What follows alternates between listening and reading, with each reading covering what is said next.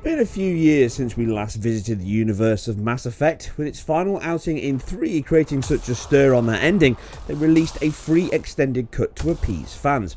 Now, as of yet, I cannot confirm just what the end of the new title delivers, as this early access final release code via EA's Vault has a 10-hour cap, in addition to an in-game wall that you hit within around 8 hours left on the clock. But this is still enough to allow me a full look at the title, how Bioware handles the latest Frostbite version, and just how the X1 keeps it all together, and if this tabula rasa is worth the price of entry. Andromeda awaits.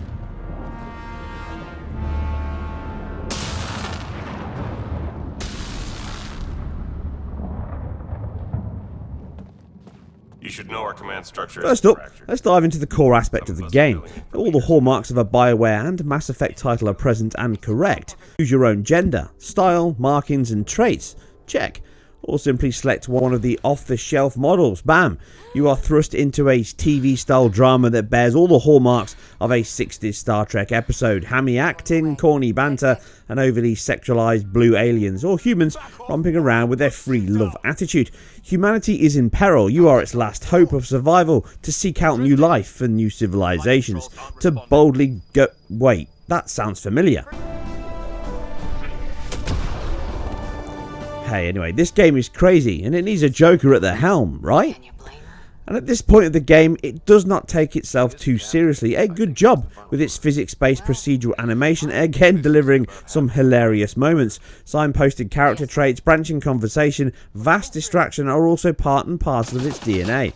And this is no better or worse than the best the team have delivered many times before. Its node-based dialogue structure giving these social moments some diversity and expands on the narrative with a greater granularity than is needed at times, but this is an RPG after all. Combat is improved now. You have access to boost, dash, melee and multiple weapons via a wheel early on, and aiming targeting is decent enough to work and just feels the right side of clunky to not grate on you as you play. Certainly better than the other entries here. Now, a good job, as you do spend much of your time involved in combat, once free of your mothership and on terra firma. It does show up a few of the game's weaker points, mind. As mentioned, animation is solid enough with a good range of sets. IK integration means movement is always smooth and blends well between set motions as you walk, dash, hover or fight. Decent running animations plus all the shifts from slope stairs makes your character feel grounded, if a little weighted and slow. Cover is contextual, with blind fire being as accurate as ADS, required due to the AI's obsession to only aim at you. But here the combat showed signs of cracks, only having a handful of emotions to choose from that can almost be timed within the CPU cycles. Cover, stand, shoot, hit, just about sums up the options within its arsenal. Not reacting to being shot, instead simply standing statuesque while you empty a clip into their temple.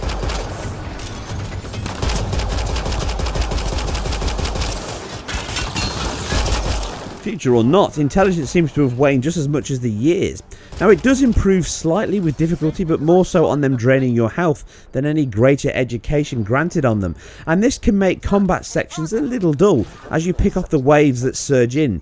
Your teammates are not much better, standing or running into shot, blindly lobbing grenades within your vicinity, or even being surprised by a stray bed in a room. His wife is still in cryo. Maybe by the time they wake her up, I'll know. This is something you can levy at many games, but when combat is a core aspect of your title, a more varied routing, cover and flanking system is vital to make these moments more of an enjoyable challenge than at times a required grind.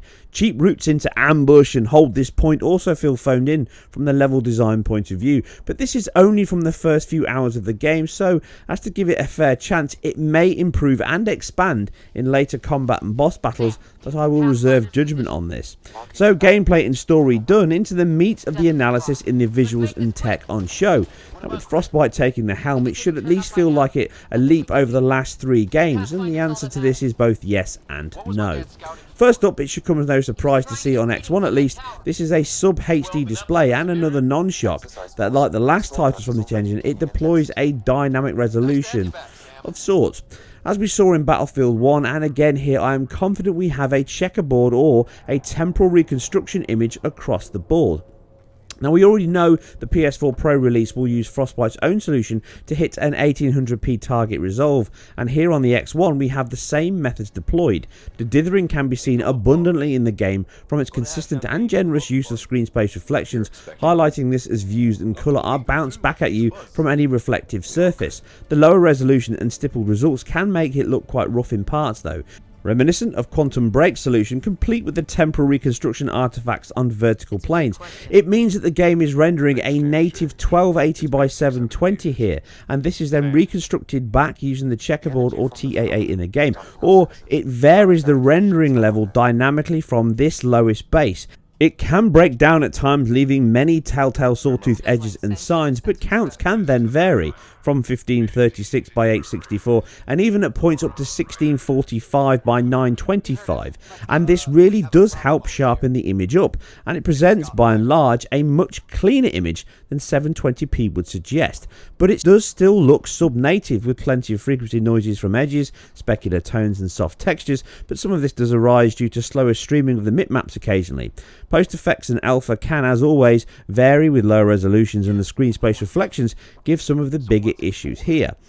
Stochastic surfaces fare much better due to the natural noise patterns, but as a complete visual package, on board the clinical halls, white corridors and emissive materials, it can leave a decidedly low image quality and clarity.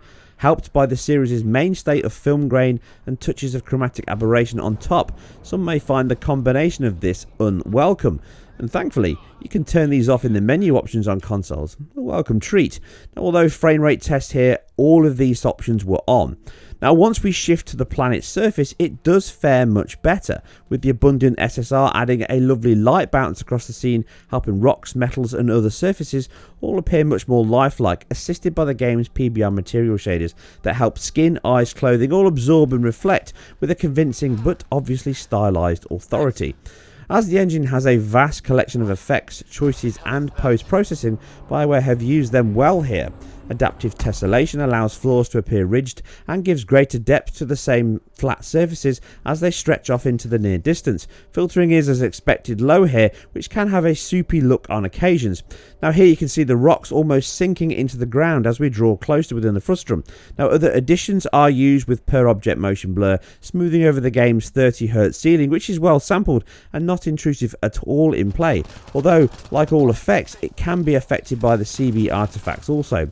Light bloom, volumetric sun shafts and a competent lighting model as a whole really raise the game's visual package. In darker areas you have a direction light source that casts low quality but full shadow casting across surfaces and objects alike. The game's strongest asset is the lighting. From blinding sunrises, neon lit rooms or electrical stormed mountain ranges, it can look very good and very pretty indeed. And here on the Xbox One S, HDR only improves that further still. But the engine gets to stretch its legs in the mixture of real-time and pre-rendered cutscenes. The only low point here is these are encoded with a reasonably low bitrate, with macro blocking artifacts present with a 1080p encode, making them a bit of a mixed bag over the lower resolution but higher IQ of the real-time ones. But again, they do hide the loading sections, and it's obvious because you can't skip them when they pop in. Now, animation, like the game itself, is also mixed here, with some of the more scripted sequences using motion capture and carrying over the sci-fi drama well. Other scenes and those less scripted fare much worse. A byproduct of the design your face rigs means that animation is set running over various topology rigs, gives the same mixture of scared, funny, horrific expressions, but this is common of many games that use this method. Now, character models are decent, but not all of the best in the industry has to offer by any means. The largest concern is the varying levels on offer here. Common theme you may notice. NPCs in the game can look clearly like a cheap map texture on a plain rig, finished off with low normals, and the varying level iffy lip sync and facial animation does again present a mix of highs and lows, with a face only a mother could love.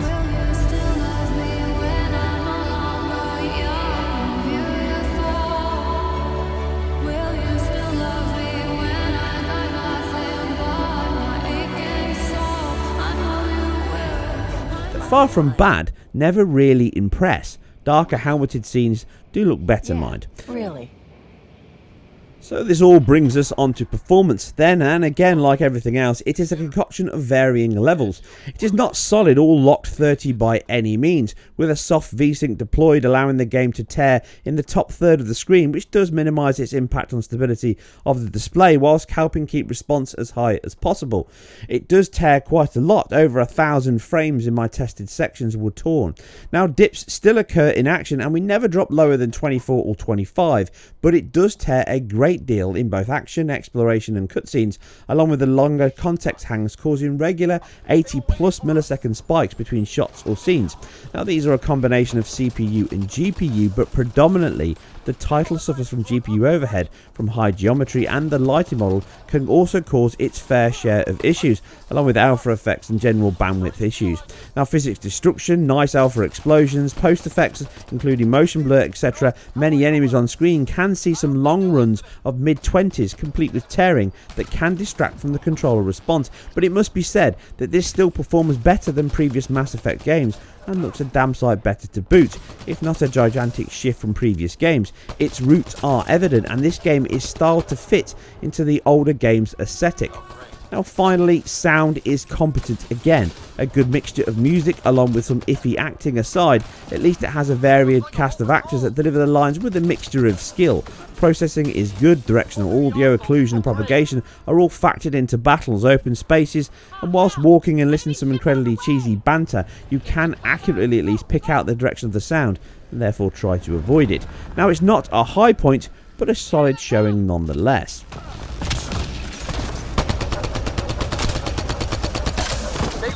To try an airdrop.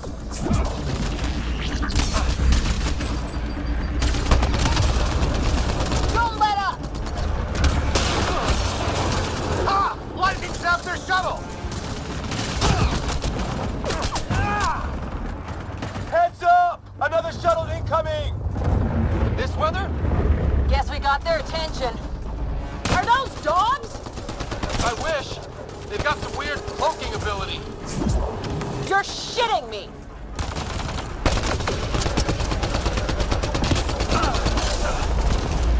Sound off! I'm here! Still alive! Here! Present! And so that brings us to the end of this analysis. Anyone hungry for more Mass Effect tale will dive into this, and after a slow start it does get increasingly better and more dramatic after each chapter unfolds.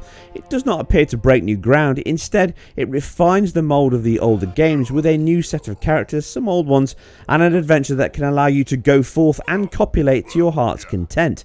Star-crossed lovers indeed. I hope you enjoyed this, and if you did, or anything else that I've put together, then please feel free to support the channel and myself by liking and subscribing below, and also sharing where appropriate. Leave all your thoughts and feedback below. I always like what you have to say, and I'll catch you very soon on the next one. Back off, or I will put you down! Whoa! Easy. You've come this far. Just let it ride. I've been studying this tech for months. I don't know how you activated those glyphs, but you have to let them cycle through their channels. All right, time to get off. Don't like being sat on, huh? It's obvious who you are. I saw the ship swoop in. You're a Pathfinder. Was beginning to think the initiative just made you guys up so the rest of us wouldn't lose hope, but you're for real, huh? Maybe you want to knock me down a couple more times to make sure? No, that's okay. You're obviously corporeal. See if I can have a conversation. Who do you plan on talking to?